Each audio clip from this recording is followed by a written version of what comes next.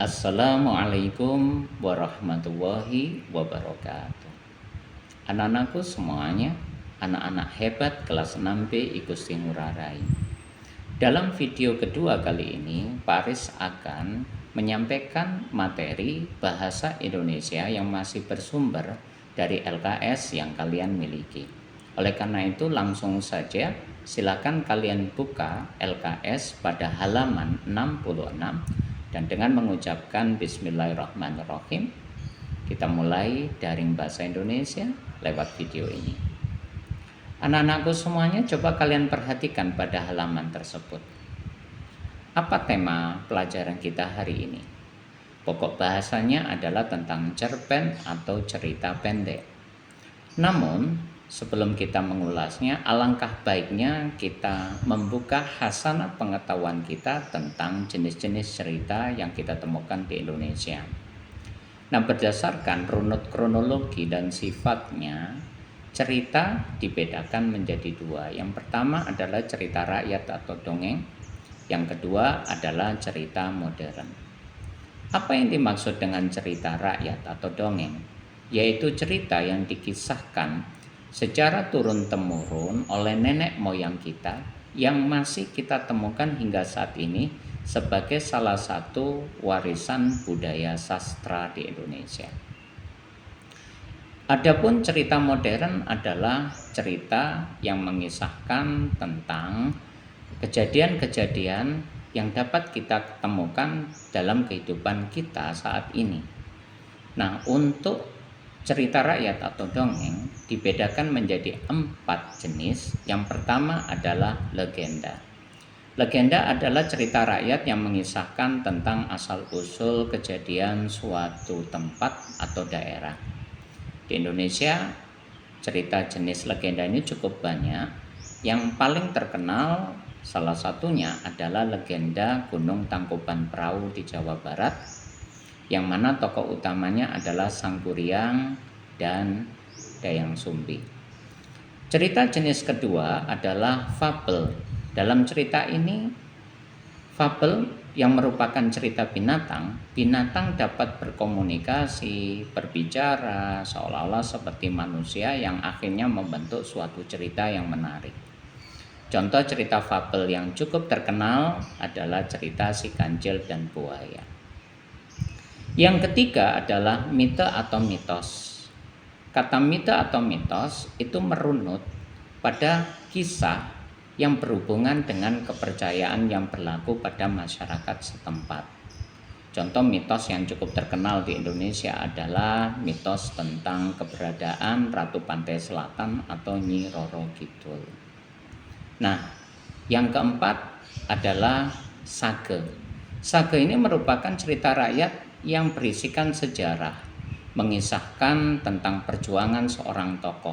Nah, kebetulan Bangil mempunyai seorang tokoh pahlawan yang sangat terkenal di Pasuruan, yaitu Pak Sakera. Nah, cerita tentang Pak Sakera ini adalah salah satu contoh dari cerita jenis sage.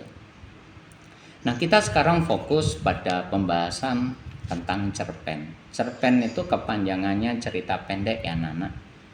Cerpen bersama dengan cergam, cerita bergambar, dan cerbung, cerita bersambung, merupakan contoh-contoh dari cerita modern. Nah, setiap cerita, baik cerita rakyat maupun cerita modern, mengandung dua unsur utama, yaitu unsur intrinsik dan unsur ekstrinsik.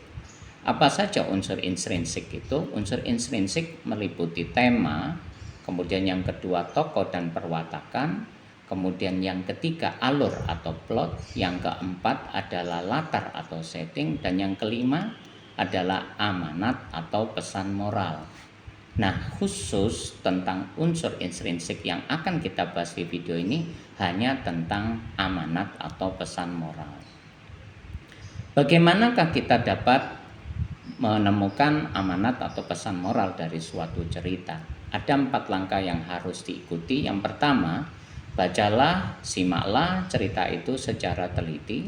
Kemudian yang kedua, kita harus memahami karakter atau perwatakan dari para tokoh maupun alur ceritanya. Yang ketiga, Carilah kalimat dari dialog para tokoh itu yang berisi nasihat, baru kemudian dialog itu, nasihat-nasihat itu kita rangkaikan sehingga menjadi sebuah pesan moral yang berharga. Nah, dalam sebuah cerita, amanat atau pesan moral itu ada langsung tertulis dalam bentuk kalimat. Nah, jenis pesan moral yang seperti ini atau amanat yang seperti ini disebut dengan amanat tersurat. Namun ada kalanya dalam cerita itu kita tidak menemukan amanat itu dalam kalimat-kalimat dialognya. Nah, yang seperti ini jenis amanat atau pesan moralnya disebut amanat yang tersirat. Nah, untuk bisa membedakan mana amanat tersurat dan tersirat, tentunya kita harus banyak berlatih dengan membaca cerita, kemudian melihat cerita-cerita di tayangan TV atau internet, sehingga akhirnya kita bisa terlatih untuk menemukan amanat atau pesan moral yang dimaksudkan. Nah, di akhir video kali ini, Paris juga akan membahas tentang kalimat majemuk.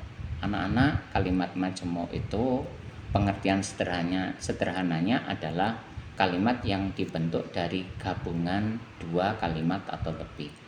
Adapun jenis kalimat majemuk dibedakan menjadi dua, ada kalimat majemuk setara dan ada kalimat majemuk bertingkat. Nah, contoh kalimat majemuk setara misalnya, ayah datang dari kantor, ibu memasak di dapur. Dua kalimat itu bisa digabungkan menjadi satu, yaitu ayah datang dari kantor ketika ibu memasak di dapur. Ini contoh kalimat majemuk setara. Sementara kalimat majemuk bertingkat dapat kalian temukan pada LKS kalian, yaitu pada halaman 70. Di situ ada contoh Lina memapah Ika karena kakinya sakit. Ada dua subjek, ada dua tokoh dalam kalimat tersebut. Yang membentuk induk kalimat, konjungsi atau penghubung, dan anak kalimat. Nah, ini contoh kalimat majemuk bertingkat. Nah, dari materi yang Paris sampaikan di video ini, apakah kalian sudah paham?